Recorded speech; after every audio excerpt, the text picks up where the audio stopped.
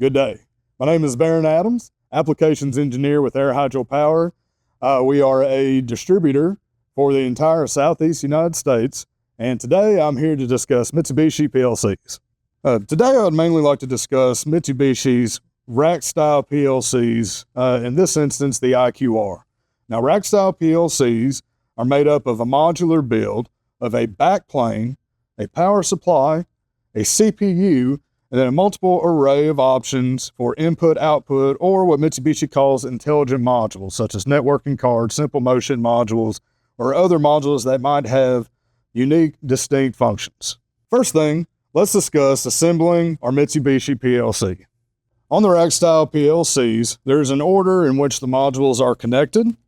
We will start with the power module and then the CPU module. With the IQRs, you can have up to 4 CPUs in a row connected, and then from that point on, we utilize our I/O modules. So let me connect our power supply first. Very simple, rotated in connection. The CPU next.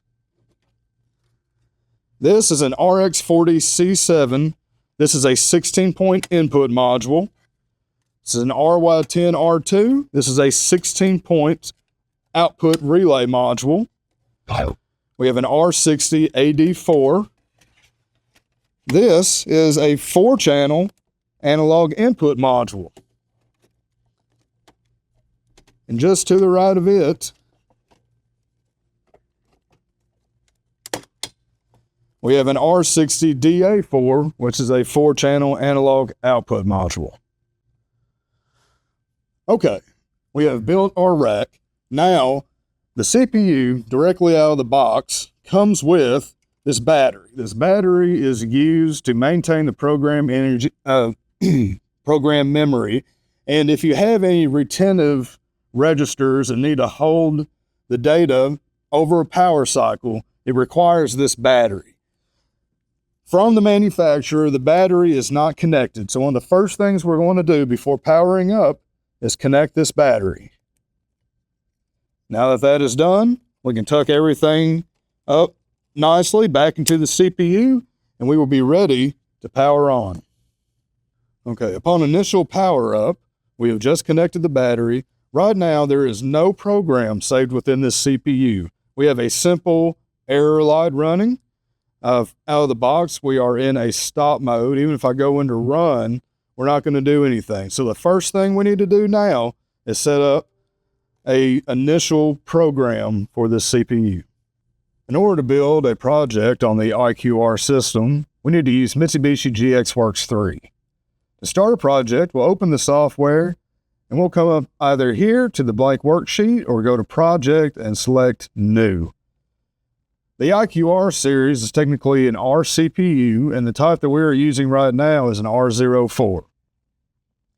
We're able to start off with an initial program, and we can choose our language as either ladder, structure text, sequential function chart, or function block diagram. We could also choose not specify, start a project, and create a program later. But in this instance, I am going to start with a ladder program. By hitting OK, we will see that the program begins to build itself. The project does. And the navigation window auto-populates. So now I have an R04. I do not have any modules currently, but I have a blank program and the start of a project. Since this project is starting from scratch, I'm going to utilize the GXWorks 3 module configuration. This utility opens up a graphical interface where we can choose our actual field hardware and build our project up. This is very helpful because it will pre-identify the head module addresses of the modules that we are using and help ease the start of the program. So let me choose my power supply. I'm currently using the R61P. This is an AC power input version of the power supply and is compatible with 100 volt class single phase and 200 volt class single phase. Next, I'm going to start my I/O module.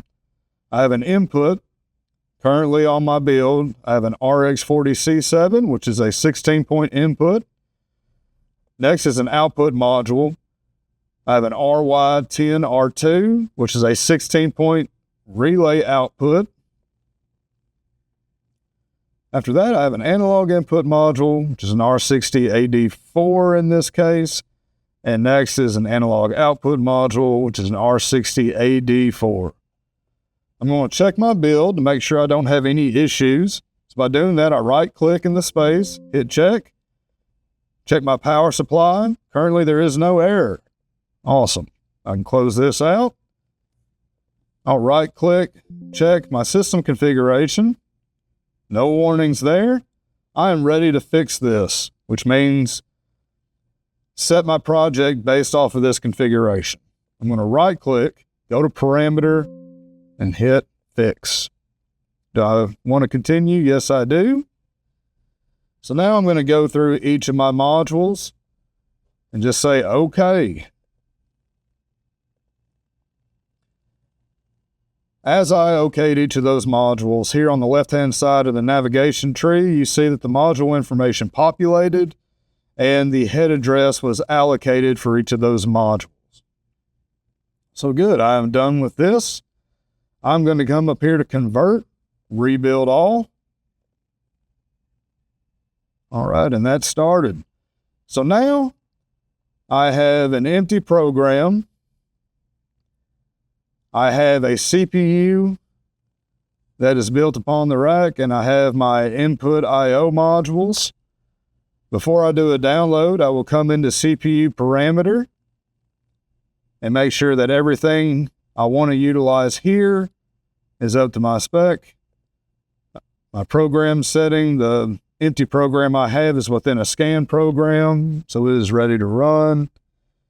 If I go into my module parameter, I can set my IP address. Right now, I'm still set to default. I want to go ahead and put a mask in and hit apply.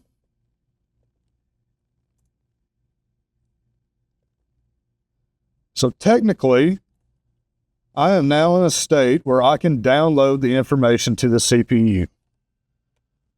I'm going to utilize the USB connection onto the CPU. So I will connect the cable. The next thing I'm going to do, here in GXWorks 3, we have a selection called Connection Destination. I'm going to select on it, and I'm going to double click on my connection and make sure that I am set up to use the USB configuration. So my PC side is USB, my PLC side is the module. I have no specification. I will run a connection test. Currently, I'm unable to communicate. Let me unplug and try the cable again. All right, that time it worked. Okay, so now I'm ready to write to the PLC. I can either use the widget or I can go to online, write to PLC. And I'm going to select parameter and program.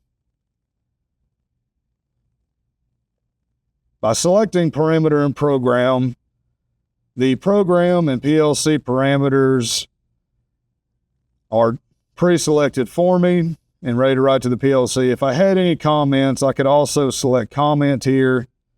So let me proceed with writing this project.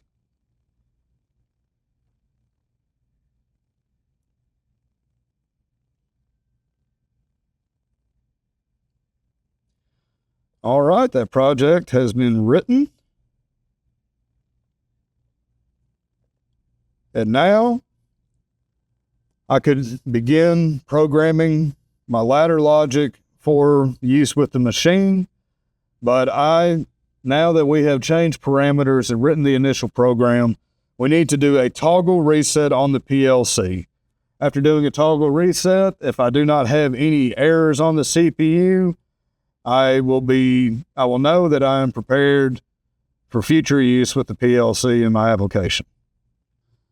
Now that we have downloaded the program and new set of parameters, it is required to do a toggle reset on the CPU. To do this, there's a little toggle switch here on the front face of the CPU. I'm going to hold it all the way on the left-hand side until I see the CPU and adjacent I/O modules power off. I'm then going to release the switch, let everything come back up, and once I go into run, I should not have any errors. At this point, I can do online edits on my program, or at any time, just do a full download of the program and it should be ready to run. Thank you for joining in on our instructional video. Stay tuned for more videos like this where you can learn how to build your applications. And if you have any requests, please send them our way. Be sure to like and subscribe and see what new features we have going on in services at Air Hydro Power.